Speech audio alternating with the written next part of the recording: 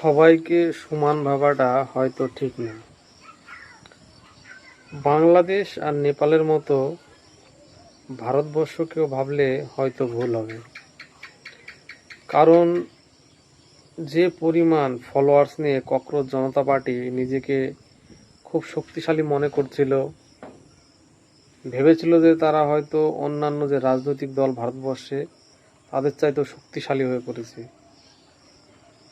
তাই আমেরিকা থেকে জেনজিদের এক করার জন্য ককরোচ জনতা পার্টি নামে সোশ্যাল মিডিয়ায় একটি পেজ তৈরি করেন, যেখানে 22 মিলিয়ন ফলোয়ার রাতারাতি দেখা যায়।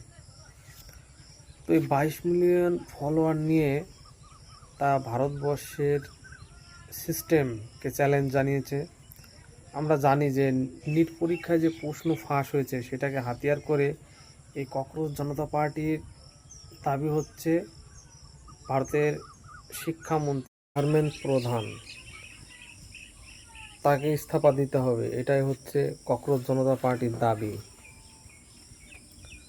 তো ককরোচ জনতা পার্টি যেহেতু জেনজিদের নিয়ে, মানে ইয়ং জেনারেশনকে নিয়ে, তো সেই ককরোচ জনতা পার্টি জেনজির নামে দেখা যাচ্ছে যে তাদের মধ্যে যারা নেতৃত্ব দিচ্ছে আমেরিকা থেকে অভিজিৎ, এমনকি আরও যারা সাঙ্গপাঙ্গ আছে তারা বিভিন্ন সময় বিভিন্ন রাজনৈতিক দলের সাথে যুক্ত। কেউ আম আদমি পার্টি, কেউ ওমর খালিদের সাথে যুক্ত। তাদের স্লোগান আজাদি। কিসের আজাদি? কার আজাদি? আসলে এরা চাইছে যে বর্তমান যে ভারত সরকার আছে তাদের বিরুদ্ধে একটা প্রোপাগান্ডা, একটা আন্দোলন তৈরি করে নিজেরা রাজনৈতিক মুখ হতে।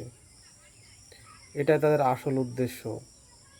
তো একজন আমেরিকায় বসে আছে, সেখান থেকে তার জেনজিদের প্রতি যে এত দরদ, আর ভারতবর্ষের মধ্যে থেকে ভারতবর্ষের মানুষ, ইয়ং জেনারেশন, তারা কি বুঝতে পারলো না যে এই আন্দোলন করতে হবে?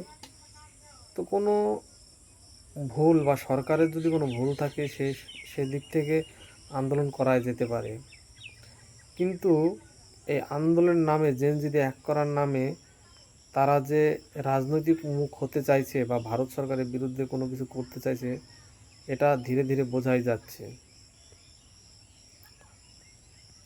তো যন্তর মন্তরে যে ককরোচ জনতা পার্টির ফাউন্ডার, সে ছুটে আসলো। আসার পরে দেখা গেল যে সে 4 ঘন্টাও এখানে টিকতে পারলো না, এসি গাড়িতে করে তাকে চলে যেতে হলো। আর যারা ওই আন্দোলন বা জেনজিদের নামে এসেছিল তারা আসলে অধিকাংশই ইয়ং জেনারেশন না বা ছাত্রছাত্রী না। তারা বিভিন্ন অ্যাঙ্গেল থেকে বিভিন্ন ধরনের লোকজন, কেউ হয়তো 9 ক্লাস পাস, কেউ বিভিন্ন। নিট আসলে কি সেটাই তারা বলতে পারছে না।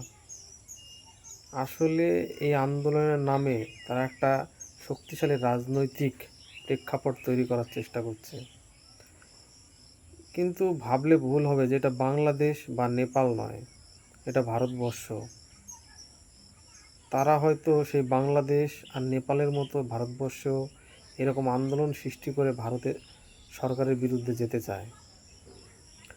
তারা যন্ত্রমন্ত্র সেখানে এসছে, তারা যে খাবার খেয়েছে, খাবার খাওয়ার পরে যে থালা বা যে জিনিসগুলো সেগুলো সব ওইখানে রেখে চলে গেছে। মানে তাদের মধ্যে কোনো সিভিক সেন্সও নাই। ককরোচ জনতা পার্টি 22 মিলিয়ন ফলোয়ার নিয়ে যে পরিবেশ বা নিজেদের যে এত বড় সমর্থন ভেবেছিল, সেটা কিন্তু হয়নি। কারণ সোশ্যাল মিডিয়া সমর্থন আর বাস্তবে দুটো চিত্র পুরোই আলাদা। যন্ত্রমন্ত্রের সামনে যেখানে সবাই একত্রিত হয়েছিল, সেখানে হয়তো 22,000 লোকও যোগদান করেনি।